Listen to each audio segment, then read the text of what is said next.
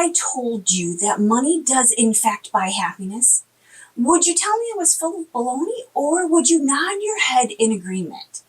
When I was younger, I thought that if I just earned a little bit more, my life would be perfect.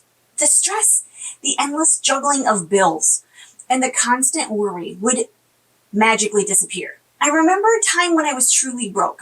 As a young mom, broke. The kind of broke that where you stare at your pantry and you try to get creative with a box of pasta and a can of tuna for dinner. The kind of broke where the pile of bills on the counter feels like a mountain you'll never climb, and you don't dare answer the phone for fear that the bill collector is going to be on the other end. It was survival mode, plain and simple. I couldn't see past the next due date or the next trip to the grocery store. But one day, something shifted. It wasn't some crazy life-changing event or sudden windfall drop from the heavens of cash. It was just my boys and I. We were sitting outside eating sandwiches, probably peanut butter and jelly on the back deck. It wasn't like some kind of fancy picnic, just what we had on hand and what we ate on a normal basis. The sun was bright and shining and was warm, and we were all laughing about something silly. But in that moment, I realized something. We were happy. Happiness isn't about what you do have. It's about what you do with what you have. Now, I'm not saying that struggling financially isn't hard. It absolutely is. When you're pinching every single penny, and every single penny counts, it can feel impossible to focus on anything but just that surviving. And that's when it matters so much. Hi everybody, my name is Sara. Thank you so much for joining me today. If you don't know me, I am the owner of FrozenPennies.com. I'm a financial coach, and as a family, we are debt-free. When times are the toughest, finding those small moments in joy and control of your life can make all of the difference. It's not about ignoring your challenges, because we all have those, but it's about thriving despite them. Over the years, I've learned practical ways to enjoy life even on a tight budget that I thought I would share with you today. These aren't the cliche, just cut out the lattes ways that we've heard before, because I am never going to tell you to cut out coffee. These are just real, actionable ideas that have helped me and my family through the years feel happier and a little more at peace, even when we were struggling. You can take control of your life, even when it feels like everything is spiraling out of control. So today I'm going to share with you these 10 simple hacks to help you find happiness, peace, and maybe even a little breathing room, no matter what your budget looks like. Focus on what you do have. Instead of seeing the big house, the fancy car, or the brand new cruise vacation, focus on what you do have. When you do focus on what you do have, something inside of you actually changes. A shift happens. Gratitude is a beautiful thing. It reminds us that even when money feels tight, we already have so much. Take a few minutes every morning and every evening to list out, either in a notebook, out loud, 5 things that you're grateful for. I tend to do this every night before I go to bed. I sleep better because of it. There's a peace that comes over me, and I always wake up in a much better mood. Redefine success. What does success actually mean to you? That neighbor that drives that brand new Lincoln Navigator while her husband has that sweet little Mercedes? You know the one I'm talking about, right?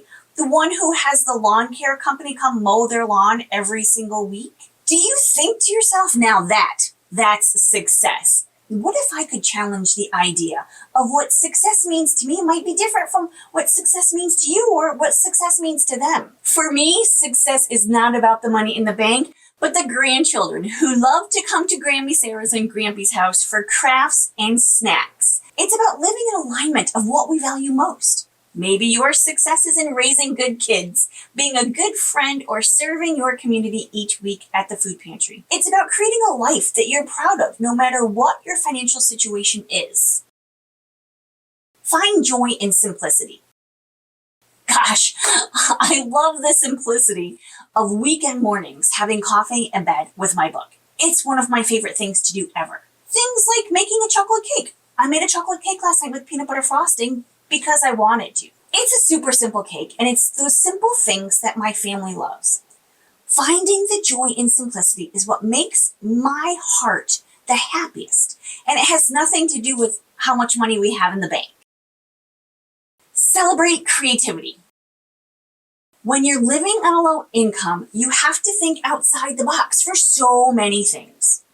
I think this should be celebrated. I think that being creative and thinking outside of the box is one of those things that should be celebrated. Getting creative on meal planning and using a pantry staples, finding new ways to repurpose those old items, or turning free events like hot air balloon festivals or concerts in the park to family outings or romantic date nights. Creativity turns the boring into the exciting, and when you dive into that, you'll be amazed at the fun that you can come up with.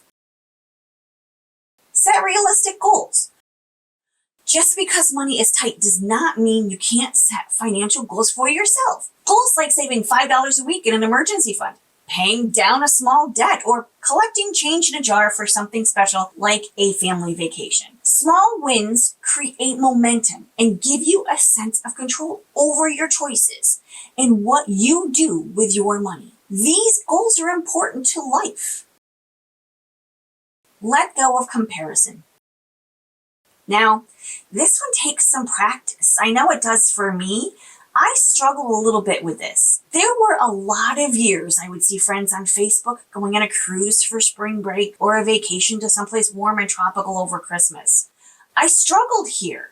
I remember feeling so crummy because we just didn't have the money for that. Not to mention that we had a special needs child, so any kind of travel made it a little bit more difficult. Comparison really is the thief of all joy.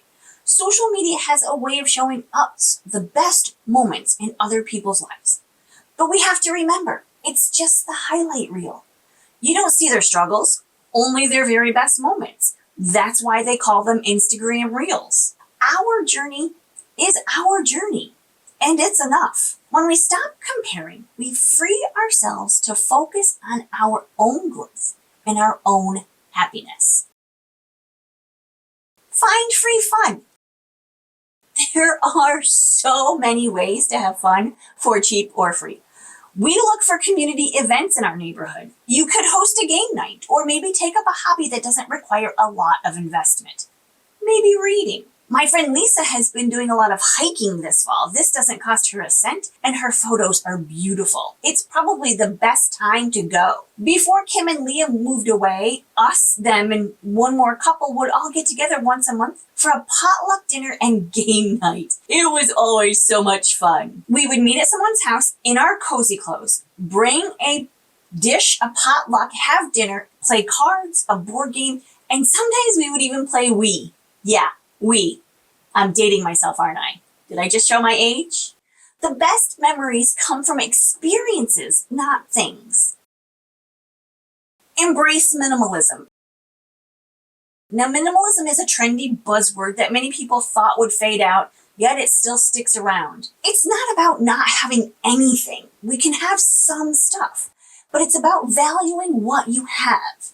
When you let go of the baggage and the stuff, you make room for fewer things, and that can help you see what's truly important. Now, I'm not a minimalist, but as a minimalist, I can see how I could save a lot of money too, because you stop buying things you just don't need. It's more about living with intention, which is still what I'm doing in my life. When you don't have a lot of money, you might not have a choice, but you could still be trendy. Build a support network. We all need those who lift us up. Have you ever left a group of friends and you feel exhausted or drained? You just want to go home and go to bed? And then there are those other friends who, when you leave them, you're happy, you're joyful, and your battery is full. That's what I'm talking about. Get more of those. Look for like-minded people in your community or even on social media, such as my Frozen Pennies Facebook page, where you can share with those in the same season of life. Things about saving money, getting out of debt, and having a little fun on a budget too. Finding like-minded people can lift you up and encourage you, and it won't cost you a thing. Practice contentment. This one has always been the hardest for me. Reminding myself that what I have is enough and I don't need anymore is an ongoing battle in my head. The hardest part is actually believing what I'm trying to tell myself, that I have enough. Being content with what you have doesn't mean to stop striving to be better, but it does mean finding peace in today. When you find contentment, you stop chasing what everyone else has and start living your own life. What other people think of you is none of your business. Being broke but happy is about embracing the essentials that truly bring value to your life. When you focus on the simple things, good meals, meaningful relationships, and finding joy in what you already have, you realize how much you already have to be grateful for. Finding joy in everyday life doesn't require a big paycheck, no matter what you hear. It's all about how you choose to see things. Your mindset plays a massive role in shaping your happiness, especially during tough times. If you're ready to dive deeper into how your mindset can transform your outlook, even on a tight budget, I've got you covered. Watch this video next.